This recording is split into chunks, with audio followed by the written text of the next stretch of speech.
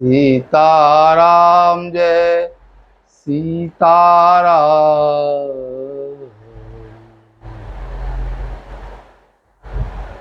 अनंत बलवंत अतुलित बल के धाम, सुमेरु पर्वत के समान सुंदर शरीर वाले, सकल गुण के निधान से हनुमान जी महाराज के पावन सानिध्य में श्री जुगल किशोर की महती कृपा से आज के इस प्रेरक पुष्प कार्यक्रम में आप सभी श्रोताओं का हार्दिक स्वागत है। आज भौतिकवादी युग है। भौतिक उन्नति को ही हम अपना उन्नति का साधन मानते हैं, लेकिन केवल भौतिक उन्नति से समग्र उन्नति सिद्ध नहीं होती। और प्राप्ति के लिए प्रयास करना आवश्यक है, परंतु जो प्राप्त है उस प्राप्त में संतोष रखना भी अनिवार्य है। सारे शास्त्र, सद्ग्रंथ, महापुरुष, भगवत कोटि के जो हमारे श्री राम कृष्ण हैं, वे भी कर्म की प्रेरणा देते हैं। श्री कृष्ण कहते हैं कि अर्जुन, तुम यदि अपने क्षत्रिय धर्म का पालन नहीं करोगे, अपने वर्ण के अनुसार कर्म नहीं करोगे, तो तुम्हें गाली सुननी पड़ेगी। अवाच्य वादांश बहून, बहुसंख्यक लोग तुम्हारा उपहास करेंगे। बदिष्यन्ति तवाहिताः, तुम्हारे अहित के लिए, तुम्हारी प्रतिष्ठा धूमिल करने के लिए, तुम्हारे यशः पताका को झुकाने के लिए, जो नहीं कहना चाहिए ऐसा लोग कहेंगे। इसलिए मैं तुम्हें सावधान करता हूं कि जो धर्म तुझे प्राप्त है उस धर्म का पालन करो। तस्मात् सर्वेषु कालेषु मामनुस्मर युद्ध च, सब कालों में मेरा स्मरण करो और युद्ध करो। अर्थात युद्ध से तात्पर्य है कि कर्म करो। कर्म करने की प्रेरणा कृष्ण दे रहे हैं। कृष्ण कहते हैं कि एक भी क्षण व्यक्ति बिना कर्म किए नहीं रह सकता। कर्म तो करना ही पड़ेगा। इसलिए कर्म करने में हमें सावधान रहना है। यदि हम अपने आप को सत्कर्म में नहीं लगाएंगे तो दूसरी तरफ गलत कर्म स्वतः बनने लगेगा। इसलिए हमें अपने आप को सत्कर्म में लगाए रखना चाहिए। गीता गायक नटनागर सुख सागर श्री कृष्ण कहते हैं कि अर्जुन, कर्म से भी सिद्धि मिल जाती है। जनकादि ऋषियों ने, जनकादि राजाओं ने कर्म से ही सिद्धि की प्राप्ति की।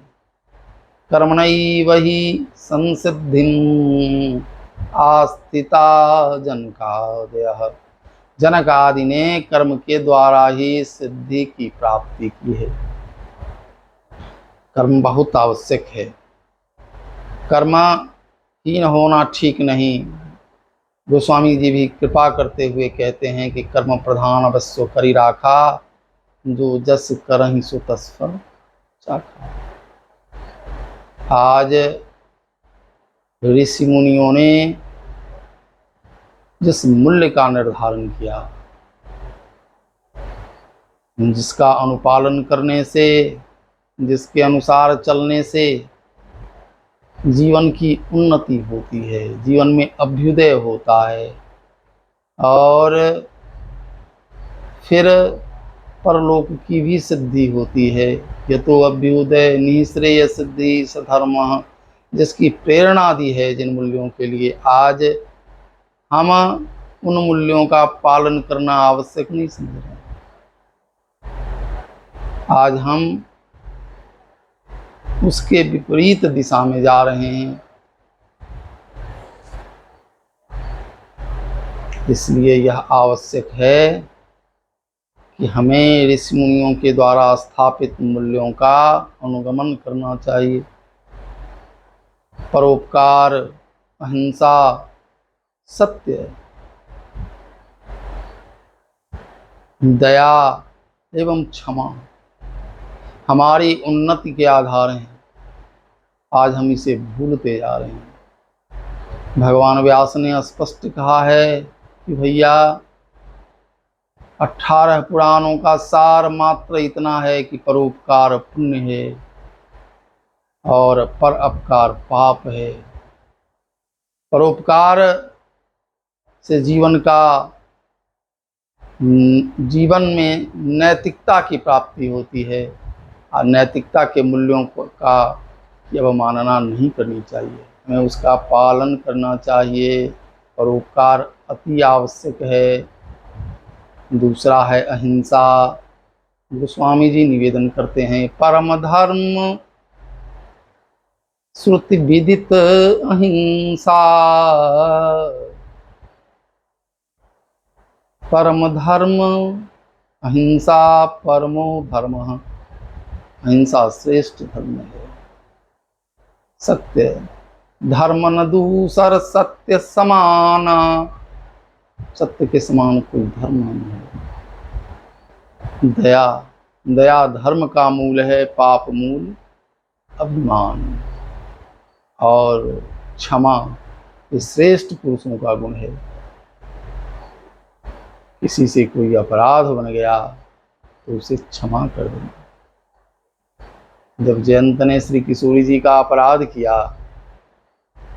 और भगवान के चरणों में आकर गिर पड़ा, नारद जी के कहने से किशोरी जी ने कहा कि हे राघव,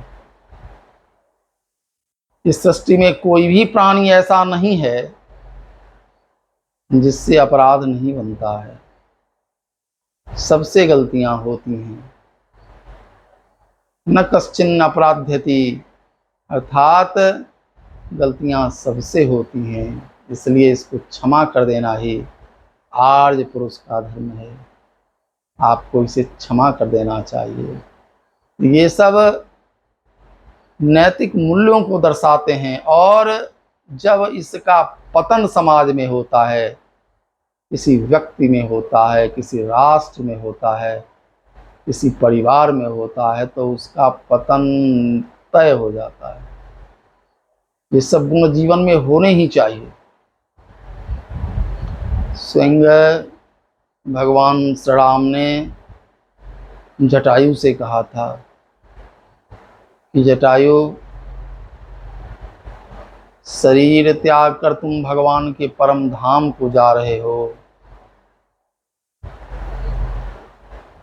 यह मेरे अनुग्रह का फल नहीं है, यह तुम्हारे कर्तव्य पारायणता का फल है।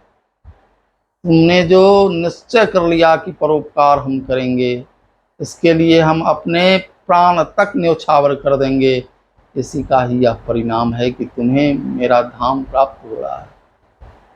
तुम पूर्ण काम हो। देव का तुम पूर्ण कामा, तनु तज तात जाहु मम धामा, मेरे धाम चले जाओ। मैं तुम्हें क्या दूं? तुम्हारे माध्यम से मैं एक संदेश दुनिया को देना चाहता हूँ कि परहित वश जिनके मन माही, जिसके मन में परोपकार की भावना बसती है, उसके लिए जगत में कुछ भी दुर्लभ नहीं है। परोपकार को कितना सरल सीधा कर दिया भगवान ने। भगवान कहते हैं परोपकार करने के लिए धन चाहिए, परोपकार करने के लिए विद्या चाहिए, परोपकार करने के लिए बल चाहिए, लेकिन यदि किसी के पास इसका अभाव है तो वह परोपकार कैसे कर सकता है? तो वह कैसे परोपकार करेगा, इसका उपाय भी बता देते हैं। कहते हैं कि परहित बस जिनके मन माही, जिनके मन में परोपकार अवस्था है, जिनके मन में यह सद्भावना विराजती रहती है कि सबका कल्याण हो, सबका भला हो, ऐसा भी यदि कोई व्यक्ति सोचता रहता है तो इसी संसार में उसे सब कुछ प्राप्त हो जाता है। तिनकहु जग दुर्लभ कछु नाही, उसके लिए जगत में कुछ भी दुर्लभ नहीं रहता है। दूसरा अहिंसा व्रत का पालन है। अहिंसा प्रतिष्ठायाम तत्सन्निधौ वैर त्याग। अहिंसा की प्रतिष्ठा जब जीव में हो जाती है तो उसके नजदीक आकर सभी वैर भाव भूल जाते हैं। यही अहिंसा की प्रतिष्ठा है। तत्सन्निधौ वैर त्याग है, परोपकार, अहिंसा, सत्य है। सत्य तो एक ऐसा धर्म है यह जहाँ निवास करता है सारे धर्म उसके पीछे चले आते हैं। धर्म न दूसर सत्य समाना, तो धर्म नैतिक मूल्यों की अवमानना न हो, इसलिए सत्य को भी स्वीकार करना चाहिए। दया और क्षमा, आइए एक दृष्टांत के माध्यम से इसे समझते हैं। एक गुरुजी ने अपने विद्यार्थियों को शिक्षा दी। अब दीक्षांत समारोह का समय आ चुका था, सारे विद्यार्थी शिक्षित हो चुके थे। कुछ दिन बाद दीक्षांत समारोह होना था।